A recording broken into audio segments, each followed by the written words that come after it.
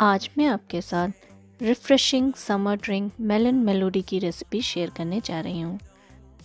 तो इसको बनाने के लिए यहाँ पे मैंने 2 कप के करीब मस्क मेलन खरबूज ले लिया है और उतना ही क्वांटिटी में 2 कप के करीब हमने तरबूज लिया है। उसके बाद हम इसमें ऐड करेंगे करीब 2 टेबल स्पून भर के शुगर पाउडर, थोड़ा सा काला नमक। मैंने यहाँ पे आधा टेबल स्पून काले नमक का इस्तेमाल किया है।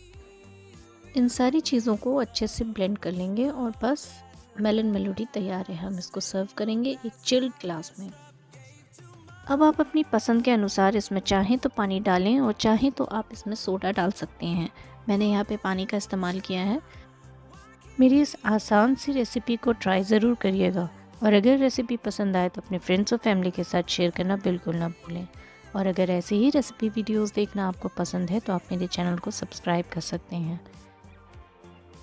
अगर मेरा ये वीडियो आपको पसंद आया हो तो इस वीडियो को हाइप करना भी ना भूलें। इस वीडियो में अंत तक हमारे साथ जुड़े रहने के लिए आपका बहुत बहुत धन्यवाद।